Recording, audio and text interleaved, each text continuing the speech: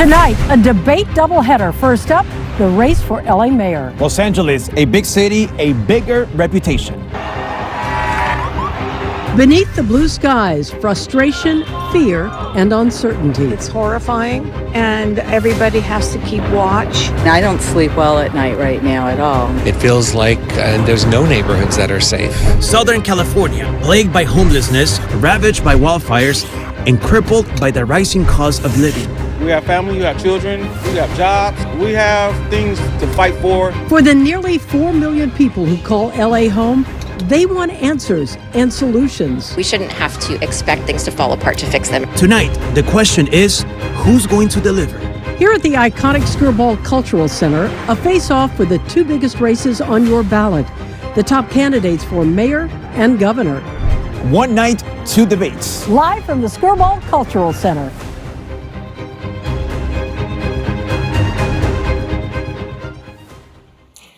And a good evening, everyone. I'm Colleen Williams. Thanks so much for joining us tonight. Our doubleheader debate kicks off right now with the race for LA mayor. There are a number of issues for Angelenos, and with the primary election now just 4 weeks away, the stakes are very, very high. Joining me for the debate tonight are my colleagues, Conan Nolan, NBC4 political reporter, and Enrique Chiabra, Telemundo 52 news anchor. And we welcome tonight the 43rd mayor of the city of Los Angeles, the Honorable Karen Bass, and her two challengers, Nithya Raman, who is a member of the Los Angeles City Council District 4, and Spencer Pratt, a media entrepreneur and a former reality TV host. We'll be asking questions tonight on behalf of viewers and voters. We are proud to broadcast and stream this debate in English and Spanish on NBC4 and Telemundo 52 in partnership with LMU. All right, there are a couple of rules tonight. Each of the candidates will have 60 seconds to answer our questions, and then 30 seconds for rebuttals and or responses to follow. That is up to the discretion of the moderators here. If a candidate goes over their time, we'll give them a warning. If it happens repeatedly, the candidate could get fewer questions. And of course, to our live audience here at the Skirball Center, please hold your applause. And of course, we're expecting a dignified debate. We can certainly no name calling, obviously. We're interested in some precision here, some effort at giving the people of the city of Los Angeles some specificity as to how you're going to handle some of these problems. And let's start with one. It gets to January 7th of last year. So, Mayor, this is for you. I know that you have apologized for being out of the country during those wildfires, but still, there are plenty of people who believe that the city let them down. The Los Angeles Fire Department, for some reason, didn't have a strike team or a brush unit where there had been a fire just days earlier and had been reports it was still smoldering. That appears to be inexcusable. LADWP had a reservoir that was dry. The fire hydrants went dry. So based on that issue alone, articulate for us why you should get a second contract as the mayor of the city. Absolutely. Well, first of all, thank you very much for the opportunity to speak with you. You know, when I took over as mayor, LA was definitely facing an awful lot of tough problems. And obviously, January 7th was horrible. And as I have told you before, it was one of the worst moments of my life to not be here when my city needed me. And it didn't matter where I was or why I was away.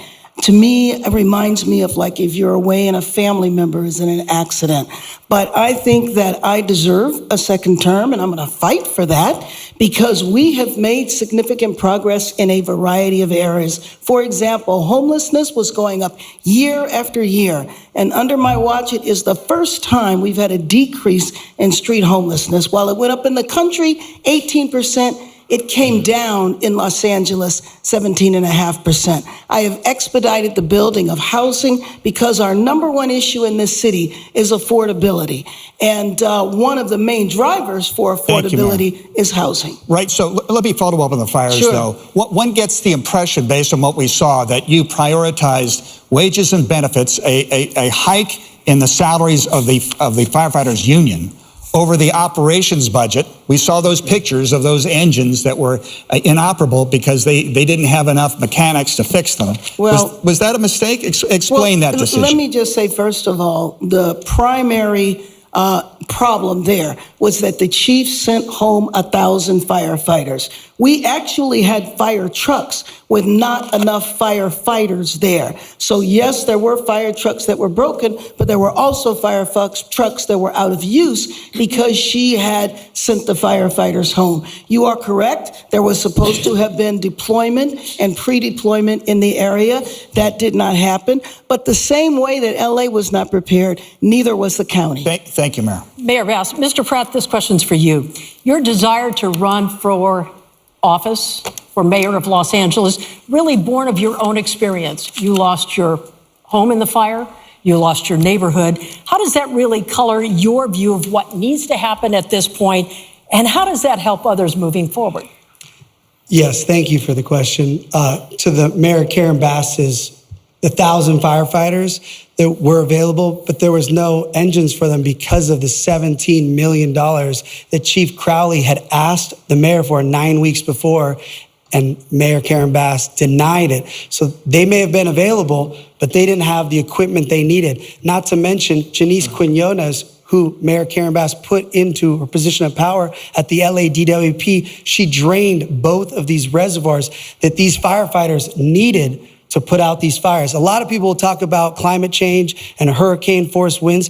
The winds in the Pacific Palisades never reached higher than 40 miles per hour. For those first 6 hours, they didn't go above 27 miles per hour. So without those two reservoirs filled with 117 million gallons and 5 million gallons, these firefighters had to fly all the way to Malibu and Encino to get water. So that to me is the most dangerous thing that the mayor put us up against. Mr. Pratt, a follow-up here, though. What would you do moving forward that would make this better 2 years from now if we face the same situation? Well, first off, as mayor, I will never drain the reservoirs that we need for wildfire protection. There's this conspiracy now that they're empty, that they were for drinking water. But if you research it, they were actually made for wildfire protection. As mayor, I'm going to add 20 dip sites all around the communities connecting to pools. So God forbid the water system goes down again, these dip sites that will be connected to individuals' pools will fill up for the helicopters to have water. Mayor Bass, do you have a response to that? Yeah, absolutely. He's saying several things that are completely inaccurate. First of all, there was one reservoir that was out of commission. He is correct. 1 million years ago, it was for wildfires, but over the last 30, 40 years,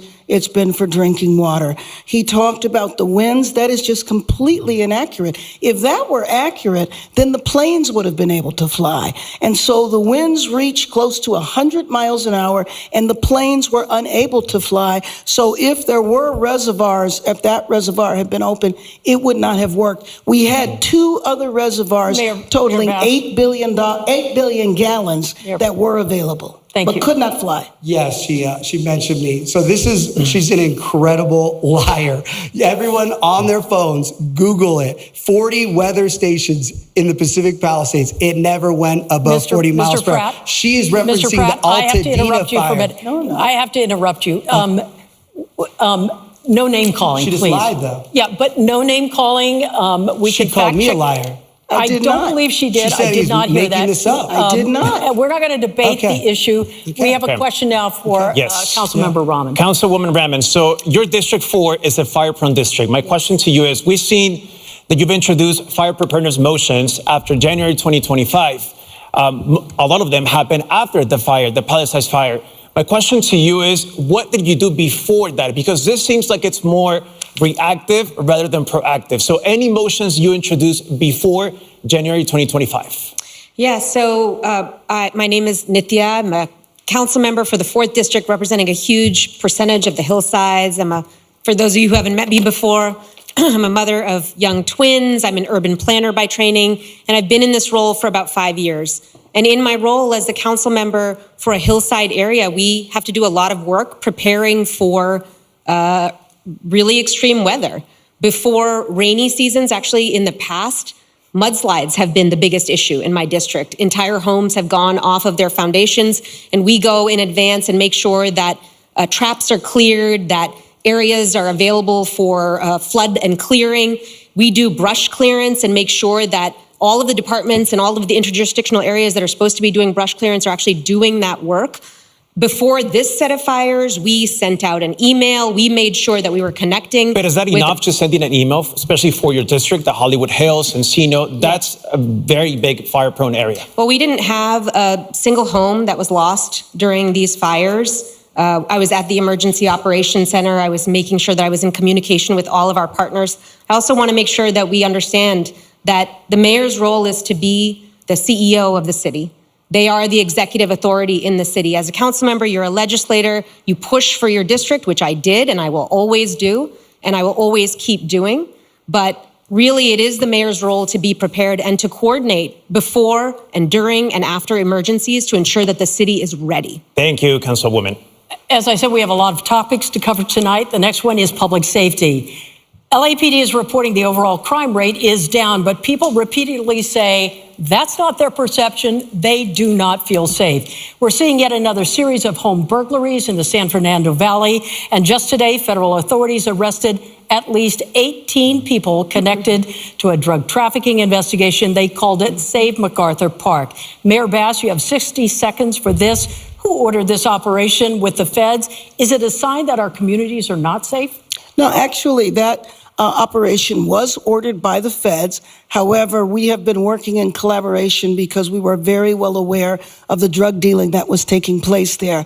We have used a comprehensive approach when it comes to MacArthur Park. Multiple things are needed. And so what happened a couple of hours ago was an action that had been in the works for many, many years. But let me just say, or many, many months, let me just say also that LAPD and that Los Angeles is understaffed in terms of LAPD for the nation's second largest city. And so I have been fighting to hire more officers. Unfortunately, I have not had the cooperation from the city council, including, unfortunately, my colleague next to me, who has voted repeatedly against hiring officers, including when we were finally able to increase the class size and the council would not fund it. What is in my current budget now is 512 officers, which still is not enough.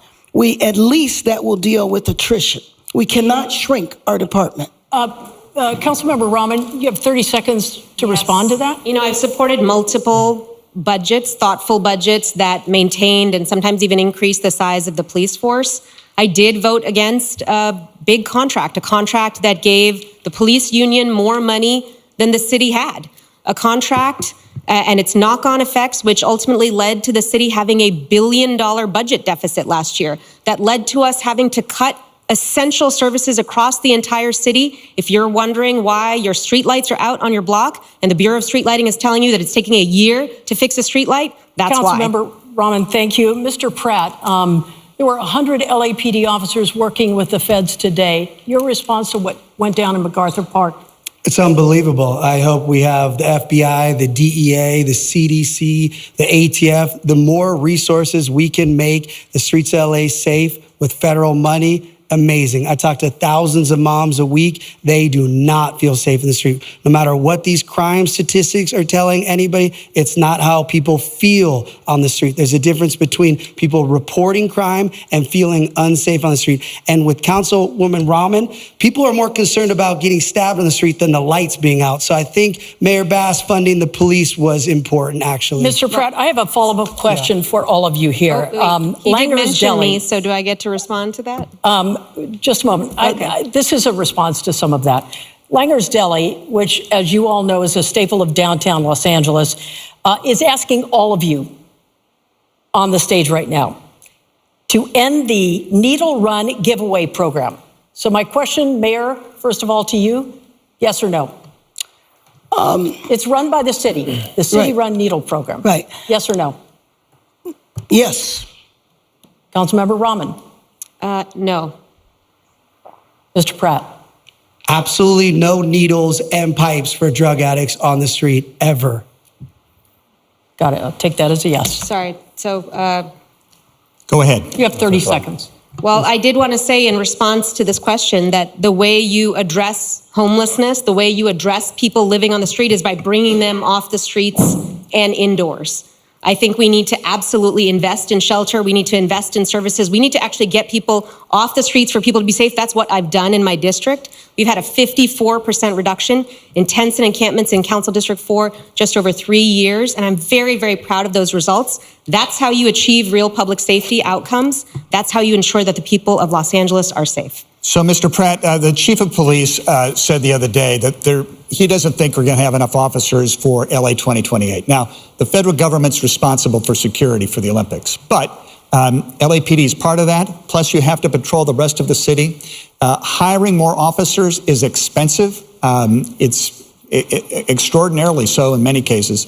What is your strategy for getting more people, recruiting more officers and paying for them? You know, it's more expensive than hiring them is overtime, because that's what these salaries for the fire department that everyone's complaining about, everyone's understaffed. So first off, I'm going to bring hiring back to the LAPD. Right now, the LAPD is hired by the same people that hire sanitation, and we need to bring it back like it was 20 plus years ago so that police hire police, and we need a 10-year plan. It's going to take 10 years to get to the 12,500 officers that we need, and that needs to be a priority. Our sheriff's partner, they're the same size. They have $1 billion more budget for the same size. So this idea that Councilwoman Rahman keeps saying that the police department is overfunded, public safety should be our #1 priority. And we're going to find all this money when we stop her useless open bed plans that actually doesn't put drug addicts in these housing that we're spending billions of dollars. And we're going to actually start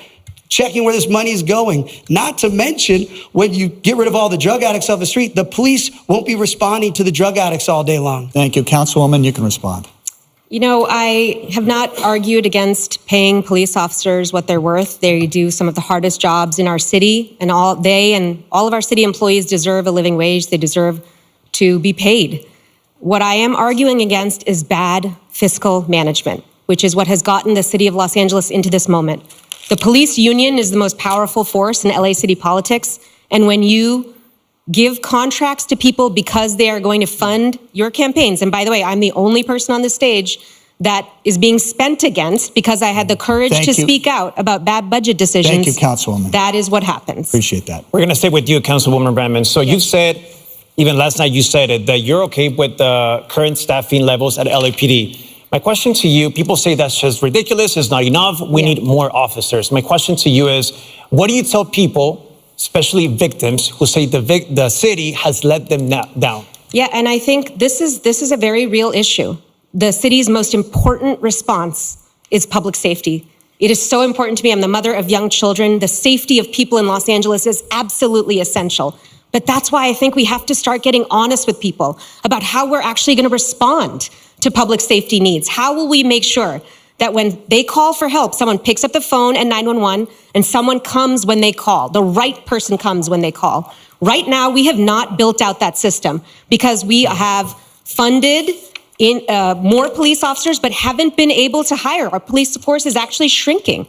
We have shrunk right now. So no more officers? Stay the same? What are you saying? I would love to keep it the same. We have funded them more. The police force has been shrinking. So let's get real about how we actually deliver public safety outcomes. I'm going to work as hard as I can to maintain our police force where it is, but we also need to make sure that we build out responses that can actually take call load off of LAPD. So many calls that are coming into LAPD do not require armed officer response. Let's take call load off of them. Thank you, Council and let's member. make sure that police can come when people call. Your time is up. Quick reply, Mayor Yes, Bass. let me just say that unfortunately my colleague has contradicted herself, because on the one hand, she says that if you pay officers what they need, then we're going to bankrupt the city. And then on the other hand, she doesn't understand that, frankly, we have to pay the officers, had to give them a raise, had to expand recruitment because officers were going to other cities. We were not competitive. We have to make a decision. And frankly, my job as mayor, my #1 job is to keep LA safe. And we can't keep LA safe with the size of the department we have now. Thank you. We're going to talk about homelessness. 4 years ago, when we did a debate, it was the #1 topic. It is right up there again.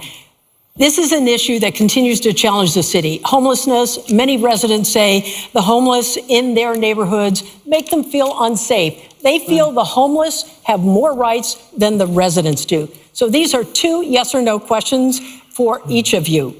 Right now, getting off the street is voluntary. Should that change if a bed or a shelter is available? Mr. Pratt, we're going to start with you. Yes or no? It's illegal to live on the street. So, yes, everyone needs to go inside. Okay, Mayor Bass. Everybody needs to go inside. Making it illegal and arresting people is not the way to solve this problem. Ms. Rahman. Yes, people need to go inside. When they're offered shelter, they go inside. You don't get an opportunity it is illegal. to say no. So it's unanimous here. Next question. Do you support the ordinance that restricts encampments in front of schools or daycare centers? Mayor Bass, I'm going to start with you. Yes or no? Ms. Rahman, yes or no? I support keeping our streets safe. I did vote against the structure of this particular ordinance. And it is because, at its best, it's a yes or no. It does not. The way this ordinance was structured, it's no. A yes or no. It does not keep. It does not keep our children safe. It does not keep our children safe. No, Mr. Pratt. It doesn't keep our children safe enough. It's a simple yes or no question, Mr. Pratt. What I was saying is she's fighting because she doesn't think there's a difference between 1 foot or 500 feet for kids' safety with drug addicts with machetes in front of schools. Yes or no? Of course, we do not want encampments in front of schools, parks, daycare. Okay, I don't want vehicles. Mayor, you had talked about inside safe. Let's go into that a little bit. You've suggested that there has been progress made, but even the Los Angeles Homeless Services Authority, which the city contracts with, has said that upwards of 40% have left and gone back to the street. I mean, there's a concern that a lot of money is being spent.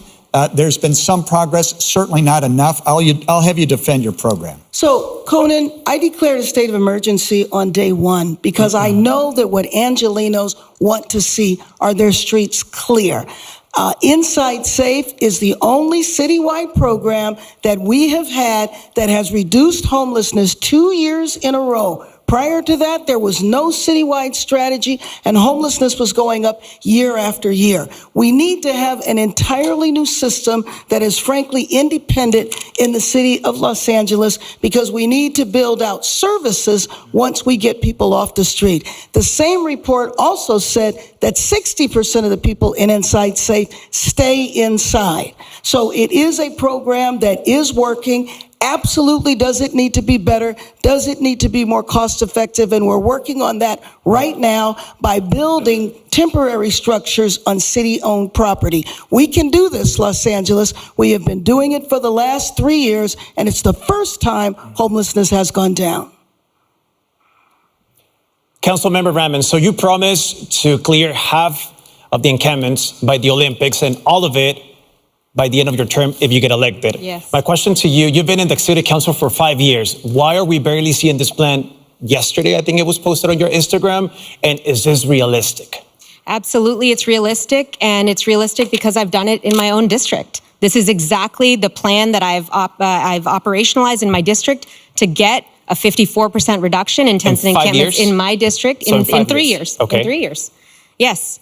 And I am one council member and proposing a plan for an entire city at this time. It is absolutely realistic. But what I want to go back to is the idea that we are satisfied with our homelessness system right now. I don't think anybody in Los Angeles right now can say that we are satisfied with spending extraordinary amounts of money on our homelessness response and getting only incremental progress in response.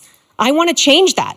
Let's use the dollars that we're spending. Let's actually build out a real system that can get as many people indoors as possible. Let's not put them into $100,000 a year motel rooms for a year or more per person. This system is not fiscally sustainable, and we must work to end this crisis with urgency and with accountability right now. So you'll make a commitment to clear all the encampments by the end of your term if you get elected. Yes, that's correct. Promise. Absolutely. Yes, Mayor. I have to respond because I know the statistics she's talking about in her district, but the statistics are there because of Inside Safe, because she has called on Inside Safe repeatedly. I took the initiative to go into her district to make sure that encampments were cleared. We absolutely need a new system, and it has to have a comprehensive approach. Right. And there's no rooms for $100,000. We need to move on here. Mr. Pratt, you have been critical of what you consider failures of the current administration on this issue. You advocate for what some have called get help or get out of the way.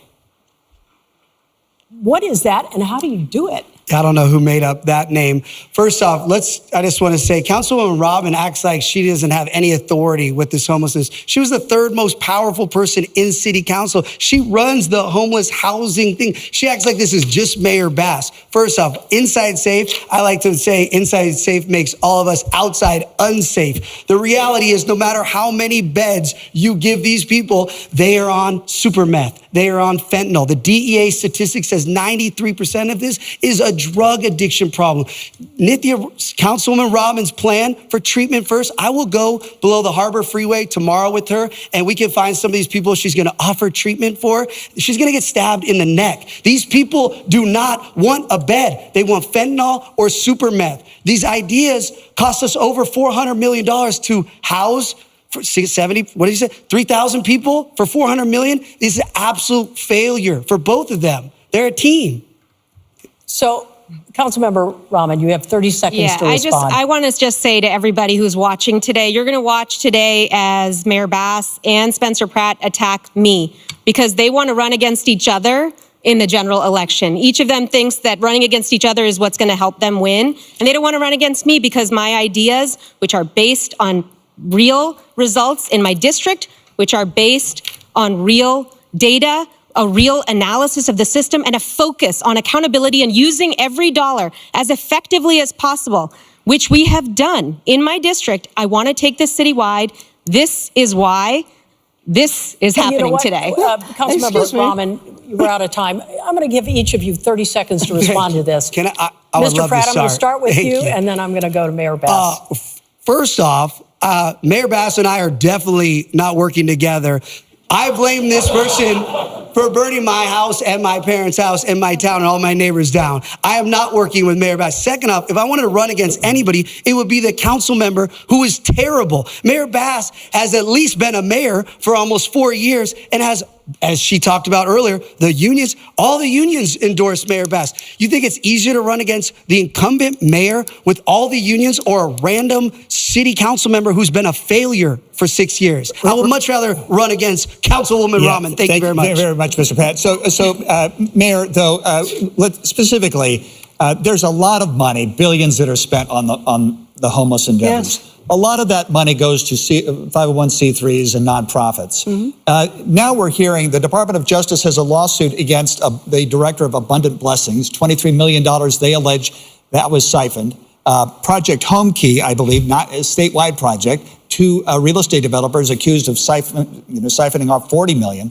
There's a perception that we don't know where the money's going.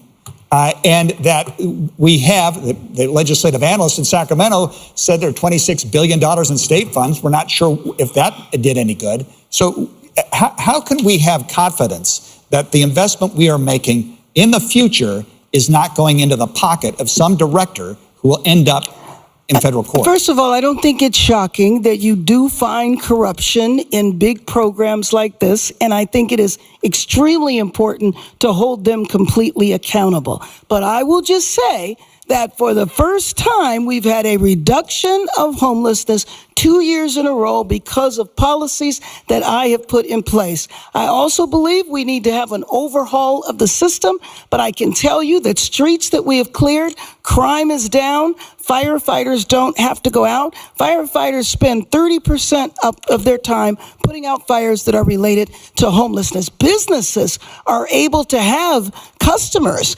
Kids are able to walk to school and parents without navigating tents. That's what I would say. But I have to say about my colleague here is that, yes, she is a member of City Council. She chairs the Homelessness Committee, but she also, in order to get anything passed in City Council, she has to build an alliance with her colleagues. And she has not been successful in doing that, which is why she has not been able to pass Mayor the policies Bass, your time is up. that she's talking about. Thank you. Council Member Rahman, so this also happened under your watch.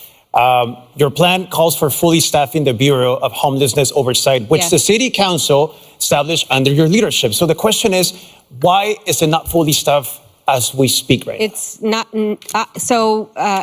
as part of my efforts to create accountability on homelessness, I've been pushing for greater oversight within the city. Right now in the city, there is no one who is watching our dollars. There's no one, even as we're spending hundreds of millions of dollars every year, there is no accountability in the city. There's no staff at the city that are making sure that every single dollar that you are spending, your tax dollars, are going to the issue of homelessness. People are not watching to make sure those are going towards outcomes. They're not watching to make sure that every dollar is being spent appropriately. That is because the city has not invested in oversight. I've been pushing for exactly that oversight. I created the first data around performance that the city had because I pushed and it happened. I established the Bureau of Homelessness Oversight through my powers as a council member. But the mayor is the executive of the city. She has the power to move departments to hire and to build out the staffing. A year after this was established, no new staff members have been hired for this. No leadership has been hired. Thank you. No Your time one. is up. Thank you. Mr. Pratt, this next question is for you, and you have 60 seconds. Mayor Bass would like to respond. I don't know if you heard. Do we have the time? No, I'm just. No, go ahead, Mayor. Well, thank you. Let me just say that the bureau that the councilwoman is referring to is being staffed. Half the staff are there now. And we have been reducing homelessness again for the first time and building out a system that needs to be built. The problem with my colleague, though, and I appreciate your interest in data and all of that, that is important. But I believe it was important to act in this city. Angelenos do not want to see encampments on their street. Thank you, Mayor. Sorry. Okay, Mr. Pratt. Mr. Pratt, thank you for directing traffic up here. We appreciate it. How does your professional experience qualify you to make sure and to oversee a budget the size of LA's $14 billion budget? We know you're passionate about what you're doing. We know you're an entrepreneur, but this is a $14 billion budget. What kind of experience do you bring to the table for that? Well, thankfully, I have common sense and I'm humble. I have humility. I'm going to surround myself with the smartest people in the world because I actually don't have to balance the budget. The mayor doesn't balance the budget. She has a CAO, she has a team, and we're not going to say she has the best team, but she has a team and they balance the budget. My job is to be, as crazy as this will sound, I'm the adult in the room here as Spencer Pratt. And that's what it's come to. And so I plan on putting people that actually want to make sure all of our money, like Councilwoman Rahman was saying, is accounted for. Pure transparency, every dollar, all of our tax money. And again, back to what Councilwoman Rahman was saying about that, in her own district, she let one of these NGOs, a building was on the market for $3 million. It sold for $8 million to the NGO with that tax money that she's so concerned about. She wants to watch it all. She can't even keep track of the NGOs in her own district stealing our tax money. So when I'm doing the budget, we're gonna make sure no one's stealing our money. Councilmember Rahman, do you have a response for that? I'm not sure what specific building Spencer Pratt is referring to, but I'll post a link after I will also just say that we have pushed extremely hard to build the oversight system, so much so that I had to go out and get philanthropic support to create the data for performance oversight and accountability at the city. The city was refusing to put our dollars and our people towards it. This is important. Your tax dollars deserve to be watched. You deserve a system that responds to you with responsibility and accountability. That's what I want to establish. Ms. Rahman, thank you. And Mayor Bass, do you have a response to that as well? Sure. Again, what I have done on my watch is reduced homelessness for the first time 2 years in a row. We absolutely need a system that is able to provide services to people. It has been woefully unacceptable what has been happening so far. I feel we're moving in the right direction, and under my watch, we will continue to do that because we need to make comprehensive changes to what has been going on for so many years before, frankly, either of us arrived in City Hall. Thank you, Mayor. We have a question from a student from the Harvard of the West, Loyola Marymount University. Your name, your major, and what year are you? And your question. Good evening. My name is John Kasabian. I am a senior urban and environmental studies major. My question for you is that Los Angeles remains one of the most unaffordable regions in the nation. If elected, what is one housing policy you would implement immediately? or change? Mayor, we'll start with you. Yes, the housing policy that I did implement immediately after I declared a state of emergency around homelessness, I expedited the building. 42,000 units are being fast-tracked for affordable housing. We have another 43,000 units that are potential with our adaptive reuse, which means you can change office buildings into housing. We also changed the zoning codes, so we have the potential for another 500,000 units. I know that one of the primary drivers for the lack of affordability in our city is housing and making sure that people can afford to live here. So that is how I have focused on addressing the affordability issue.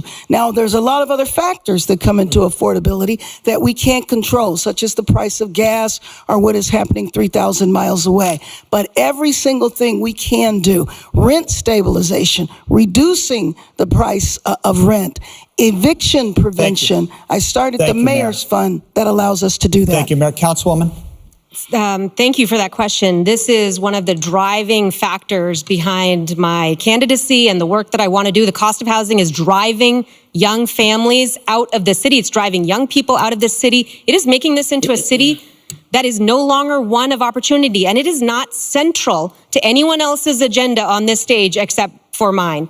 The mayor has not had a deputy mayor of housing during a housing crisis for the last 2 years. The ED1 program has entitled 42,000 units, but only 14% of them are actually under construction. What we need to do is make sure that the city gets out of the way. Right now, on average, the city takes over 1.5 years to approve multifamily housing, apartments, exactly the kind of housing that we desperately need in order to bring prices down. Why is the city standing in the way?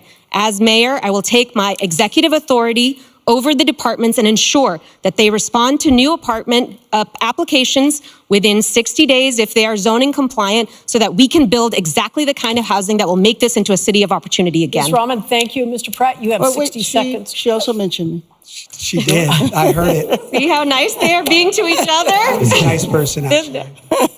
That's good Go to ahead, know. Mayor. What's going on here?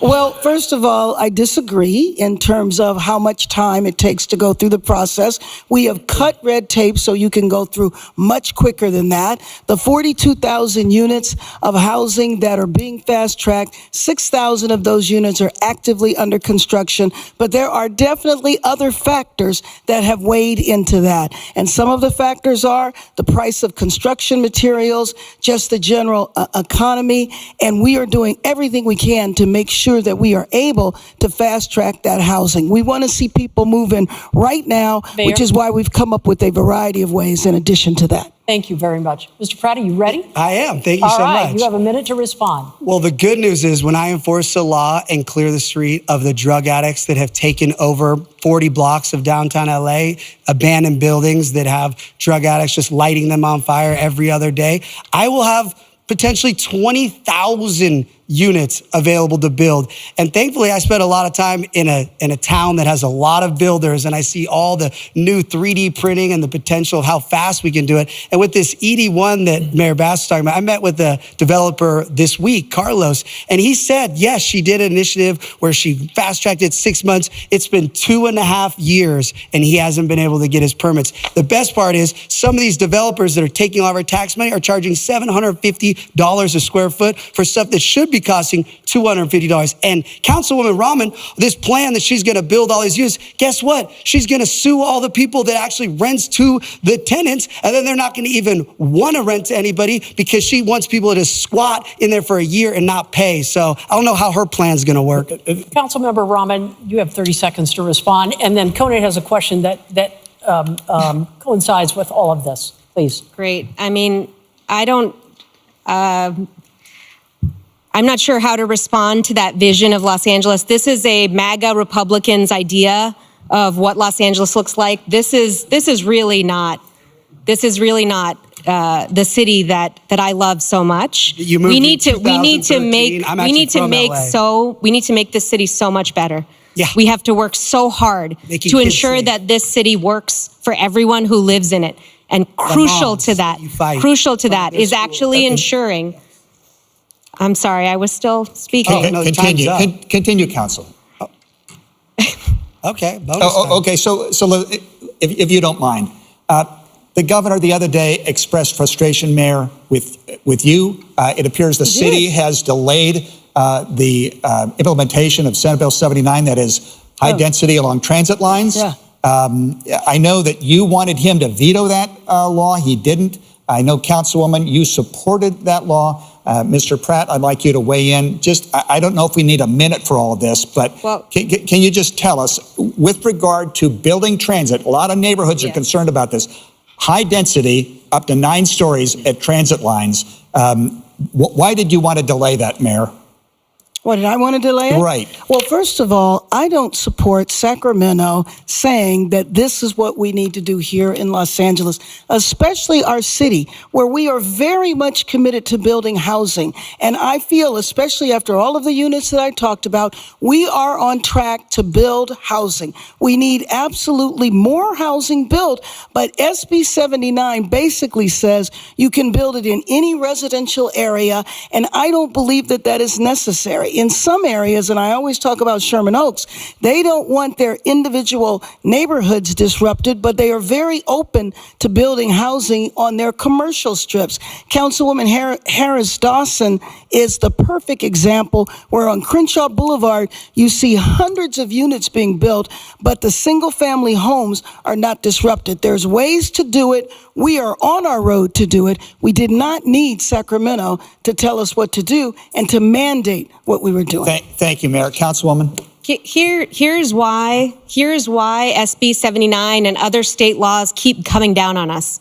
Because the city of Los Angeles is not taking responsibility for the demand for housing. We are not building housing at the level that we need to address our housing shortage. And when we don't build that housing responsibly, when we don't take responsibility for it from the very top, including from this mayor who has pushed back against these state mandates, they come in and impose these mandates on us. Here's what I would do instead. Let's actually plan for the housing that we need. Let's build out the neighborhoods that we want to build. Let's make them beautiful. Let's actually solve for the kind of density and affordability that the state is asking us to do. We can do it if we plan for it. And as mayor, that's exactly what I would do. I would ensure that I would use the executive authority in the mayoralty to make sure that every department was planning for density in ways that Angelenos welcomed so that Sacramento didn't have to intervene. In the absence of that, this is what happens. Thank you, Mayor. We'll get to you. And Mr. Pratt, it would seem to me you agree with the mayor on this topic, but I just want you to, asking you about density development imposed by the state. Yeah, to be clear, I just said I'm going to have 40 blocks when I get rid of all the drug addicts that are sleeping on the sides of all these empty buildings. So we will have so much high density. I'll have so many bike lanes for Mayor, or excuse me, Councilwoman Rahman to have all her bike lanes. We're going to have all that. We have plenty of places to build. We don't need to put a 7-story cement structure in a single family neighborhood with no parking. I actually lived the consequences of high density on small streets, and it's people can burn alive in an emergency or in an earthquake or any type of evacuation situation. Adding these high density buildings onto these teeny tiny streets doesn't make sense. Of course, I'm fine with building where they make sense. I love building. I think it's great. I think they should look a little better than what Councilwoman Rahman wants, like prison-like boxes, but I think they should have some style. Not to mention the fact that Councilwoman Rahman is fighting Mayor Bass on Sacramento, where she just was telling me, this is LA, this is LA. Where's her LA pride? Okay, Mr. Pratt. Listen, you can answer this next question because it relates to it. Downtown Los Angeles seems to be in a state of crisis. The high rises there, the office buildings are worth a fraction of what they used to be. That will impact the budget, by the way. You have a graffiti tower. You have a $500 million bridge, 6th Street Bridge, where somebody ripped out 38,000 feet of copper, so it's in the dark. You have restaurants, Kohl's at 6th and Main, Clifton's at Broadway and 8th, that survived the Depression, Prohibition, and World War II, but they can't survive the human feces outside their front door. They're closed. What is your plan for downtown? Can we afford to let it die? And Ms. Rahman, we'll start with you. Would you agree to bring city workers back full-time to the office in order to help some of the businesses? I think we do definitely need to bring city and county workers back. In our office, we have people in the office 3 days a week in order to be able to address issues. There are some workers that should be in the office much more, and there's others that that can be there 3 days a week, but absolutely, that is not the only intervention that downtown needs. And right now, the lack of care that's being demonstrated in downtown LA is part of our broken status quo. Downtown LA needs attention, and it needs real care. It needs more public safety officials on the streets. It needs work with businesses to ensure that businesses aren't just fleeing downtown LA, that they're actually staying there. It needs regular cleanups. It needs real maintenance. It needs a strategy. Instead, what Mayor Bass has done is to dismantle our economic development department. We don't have a strategy to keep businesses here in Los Angeles, and we're watching as they walk away from this city instead of investing in it. That's the kind of investment that I want to encourage people to make by actually investing in a real economic development strategy for LA. Mr. Pratt, how do we solve this? Are you want to bring workers back into the city, full on? I mean, what's the solution for this problem? He mentioned a lot of problems. What's your plan? Thank you, sir. Well, first off, I was just talking to my friend Rachel, who works in downtown LA. Downtown is so unsafe now that they have to serve the food. All the employees have to eat inside. They can't risk going out. That's why all these beautiful restaurants are closing, because it's so unsafe. So before we require city workers to go back into any buildings, we need to enforce the laws on the street. Councilwoman Rahman is talking about safety, yet when animal rescue activist Rebecca Corey came in and said the dogs are being tortured and abused on the streets of downtown, she walked out of the hearing. She doesn't care about safety. She doesn't care about anything she's talking about. At least Mayor Bass pretends to care.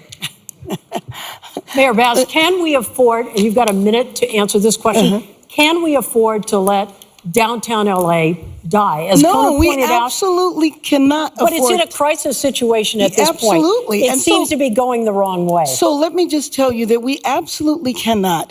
Downtown is the center of our city, and it is an economic engine that absolutely needs to be attended to. We have a strategy that is working. We are working with the downtown business associations. We are increasing public safety there. That's why I did the adaptive reuse ordinance, which allows for the office buildings that are vacant to be converted into housing, and those conversions are taking place right now. That is why we have to deal with the street homelessness that is there. There needs to be massive intervention there. And then, of course, there is the convention center. And the convention center is a long-term investment that we have to make in our city, because the more people you have downtown, whether it's a convention or people coming downtown for concerts, is the way to make the city more safe and downtown more safe. And my number one obligation is to keep our city safe. So downtown is absolutely critical. Thank you. All right, moving to our Councilmember Rahman, would you like to respond to that? To To this, the mayor and what she's talking about there? I mean, look, I feel like we're having a theoretical conversation here about the direction of our city, which is being led currently by our mayor. Our mayor is the CEO of the city. She sets the direction of this city. Right. And if you are satisfied with the status quo, then I've got great news for you. The incumbent is on the ballot.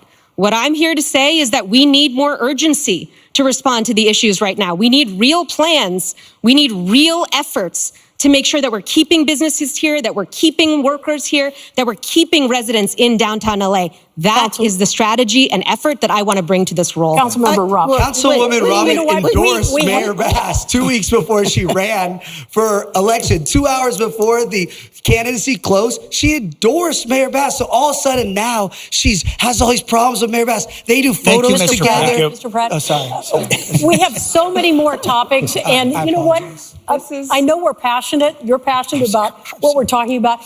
But voters really want some concrete evidence here, and they want people to be direct. But she referenced moving me. along, I need Mayor, to I'm so respond sorry to to that. have to cut you That's off. supposed to be part of the rules. Yeah, go ahead, Mayor. I haven't been offered that in a lot of this debate. Well, I think I'm joining you there. Absolutely, the status quo and breaking up the status quo and dealing with the bureaucracy is exactly why I ran. And I started doing that by addressing homelessness, but also by bringing coalitions together to make sure that that we can deal with downtown. Did you know that we are the only major city that does not have a comprehensive infrastructure plan? So it's been haphazard up until now, left to the wishes of every single council member. I have instituted and started a comprehensive infrastructure plan and moving right away into replacing 60,000 solar lights. Thank you, Mayor. Are we good on this topic now? Because this next topic, a lot of viewers, when we put up the QR code, wanted to know about this. It has to do with the film and television industry. A lot of people think we're nowhere close to where we should be. I know it bounced back the first part of this year, but it's at least 30% below what it was pre-COVID time. So the question becomes, and Mayor, I'm going to start with you. Do we do enough to keep production in Southern California? Well, let you me have just 1 minute. Let me just tell you what I have done. In working with the industry, we have expedited permits. I established one person who is a czar to provide concierge services for the industry. We also lowered the costs to do filming in Los Angeles. So, for example, the observatory, we reduced those amounts by 70%. We are beginning to bring the industry back. And I'll tell you, this has been a long-standing issue of mine. When I was in Sacramento and served as speaker, I did the first tax credits and also promoted and advocated for those tax credits here in Sacramento. We have a long way to go, but we are absolutely making headway because of policies that I put in place. Mr. Pratt, are we doing enough to bring Hollywood back? Absolutely not. And that's great. Mayor Bass did those credits back in the day. But we don't have tax credits that even Massachusetts has better tax credits than Hollywood. We needed a mayor 3 years ago that was going to Sacramento and fighting the governor to get uncapped tax credits. We need post-production tax credits. And Councilwoman Rahman will tell you, my husband's a producer, blah, blah, blah. The reality is she's been in power for 5 years. Now, all of a sudden, she has these tweets and these posts, and she's doing Substacks. Both of these people have been the reason why there's no more Hollywood. Not to mention, even if they do, these things, we're still gonna have drug addicts all over the street because they're treatment first, open beds, not mandatory treatment. Do you know I talk to producers? They have to pay gang members right now to keep the streets safe, to go film anything on the streets of LA. So absolutely no, these two politicians have failed Hollywood times 1,000. Councilmember Rahman, if elected, what would you do differently here? Is enough being done? I would say, this issue is very personal to me. My husband has been a longtime writer in the industry, and we desperately need to keep Hollywood here. And I feel like the mayor's role is really to be the loudest advocate for the best possible version of the policies that we need, including a tax credit that has no cap, that is guaranteed years into the future so that production, so that studios can actually invest here and they know that they can invest here. We need to make sure that we're reducing red tape in City Hall to make sure that productions have no bar to being able to film here. I also would create a real film office here. We don't have enough people at the city to make sure that filming can happen quickly and efficiently. We need people who know the industry and know the city and can make sure that we're working across county jurisdictions. That's what happened in Baywatch. City and county weren't talking to each other. Let's make it possible for us to actually do the work. I feel so strongly about this.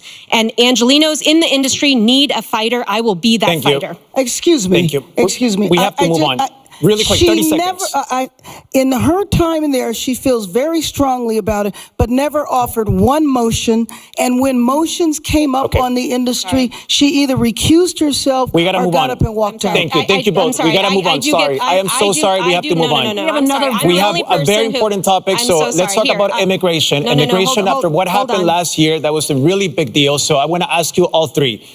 This is a yes or no question and answer. So there's an LA council member. He wants voters to decide. He is saying that non-citizens, should they be allowed to vote in local elections? Is this a yes or no? Mr. Pratt? No. Mayor Bass? It depends. It's not a yes or no. Depends on what? Well, first of all, when you say non-citizens, it doesn't mean they're here illegal. It doesn't mean they're undocumented. They could have green cards. They could be here perfectly legal. And there's a lot of states and cities that do that on very, very local elections. We have to see what the councilman is proposing. Councilmember Bremen. Yeah, I would say, again, it does depend. In other places, school boards have It was a yes or no non-citizens. Yes or no? Non-citizens who vote Mr. Fred, I have a question for who are you. You residents told who vote for NBC these. News a few months ago that you want LAPD to take care of, so if you don't want ICE to be here in the city, so the question is, you want LAPD to do enforcement as ICE? No, that's not what I said. What I said is, when I'm mayor, I want to enforce all the laws and get all the drug dealers, the murderers, the child traffickers, the rapists. And if they're legal or illegal, if they are a danger to our society, I want them off our streets. So that's why I said ICE won't be coming here, because I'm going to end up, everybody they're supposedly looking for, they're going to be in jail when I'm mayor. So That's not what ICE was doing. Okay, we're moving ICE on. was chasing people in car washes. ICE was chasing people in Home Depots and picking up vendors selling fruit. The majority of them, over 70%, had no record, no police record whatsoever. That is not what was going on in here. I was against it. I physically went out and did everything I could to stop it, and we'll do that again. was that phone call when you were like, hello, please don't come here? Just to be clear, I didn't say what she said. I said I'm going to target all criminals. So she just put words That's not what ICE did. Okay. He asked me what I said. Final question for all three of them. In another hour, there's going to be 7 candidates for governor. The governor is going to be there at one point. Very quickly, just to align, what do you need from the next governor to help this city? Ms. Rahman? We need support we need financial support when our federal administration has abandoned us. We need to make sure that we are able to fund the programs that we need. We need to be able to make sure that we can ensure that the city is vibrant into the future. We absolutely need a governor who is going to fund that full film tax credit that we need. We need the support in the absence of support from the federal government. Mr. Pratt? What do we need from the him? next governor? What do you need from that person? Personally, the governor needs to clear all his dead fuels around our community so more communities don't burn down. All the dead brush is surrounding Sunland, Tahunga, Bel Air, Brentwood, the Valley. So there's a lot of dead fuels that they leave because they care more about plants over people. So I would start with there. Second, we need to make sure this home key, this homeless billions that's laundered through these NGOs, we need to have where you require treatment. Right now, they make it so someone like Mayor Bass has to fight, even if she wanted to require treatment, they have to fight Mayor Bass because they say, no, you can do drugs inside of these $1 million rooms. So I would say we got to stop the money laundering. Mayor Bass. We need cooperation from the governor. For example, we need the governor to support us in cleaning up our highways, doing the landscaping. It looks a mess. We need the graffiti removed. We need the governor to restore the money for homelessness that was cut by 50%. We need the governor to front fund the money for FEMA, because while we're waiting for it to come from DC, we need to do undergrounding in the Pacific Palisades. And there's a lot of things that we need from Sacramento. It is fortunate that I served there. I know how to work in Sacramento. I know how to make it work for us. I've had to change laws to help us here. I've also had to do the same thing in Washington, D.C. Need them to advocate for the insurance industry and the banking industry so that people can rebuild in the Pacific Palisades. All right. Thank you so much. Time flies. Special thanks to our candidates tonight, our partners at LMU, and of course, the Scobell Cultural Center. Ballots for the second primary have been mailed out. You can submit your vote now. And we want to hear from you as well. Scan the QR code that you see on your screen to tell us your thoughts about the debate tonight. Stay with us, though. We will be back here in 1 hour with more on the gubernatorial debate. And, of course, keep watching on our News at 6 for complete analysis of what went down. We'll also be broadcasting and streaming live right here on NBC4 and Telemundo 52. We will see you back here in just 1 hour.